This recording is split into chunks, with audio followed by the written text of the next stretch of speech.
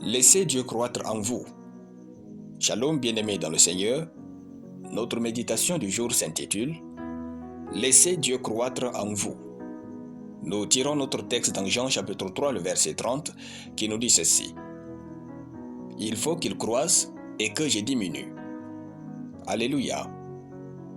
Jean-Baptiste est celui qui a introduit Jésus et son ministère aux Juifs. En si peu de temps, le Seigneur Jésus prospérait et avait de grands résultats. Alors, quelques disciples sont venus faire le bilan du ministère de Jésus à Jean-Baptiste. Jean n'était ni offensé, ni contrarié, ni affecté. Il dit, « Il faut qu'il croisse et que je diminue. » Jean chapitre 3, le verset 30. Quel bon cœur! Jean-Baptiste était à l'aise avec le succès de Jésus. Pour être ainsi, il a fallu à Jean-Baptiste de vivre avec un cœur où Dieu y règne totalement. Plus Dieu prend de la place en nous, plus nous devenons la personne qu'il nous a créés pour être.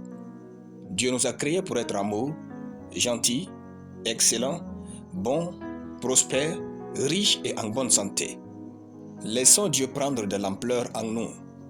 Plus Dieu nous influence, plus nous pouvons bien influencer notre génération. Plus Dieu a sa place dans nos décisions, plus nous prenons facilement les bonnes décisions. Plus Dieu grandit en nous, plus nous devenons heureux. Plus Dieu influence nos pensées, plus nous devenons créatifs et perspicaces. Laissons Dieu régner dans tous les domaines de notre vie. Rien n'est si sûr que la présence de Dieu dans notre vie. Quand Dieu habite en nous, tout ce qui est bon est possible. Ne laissez rien vous empêcher de choisir Dieu dans tout ce que vous faites. Ne vous stressez pas pour les choses que Dieu gère dans votre vie, soyez tranquille et laissez-le s'en occuper et à sa manière. Laissez Dieu prendre tout votre cœur comme le sien, vous ne cesserez jamais de l'aimer. Alléluia. Nous allons prier. Merci Père d'amour pour ta parole dans mon esprit. Je déclare que Dieu grandit en moi et prend de l'ampleur dans tout ce que je fais au nom puissant de Jésus. Amen.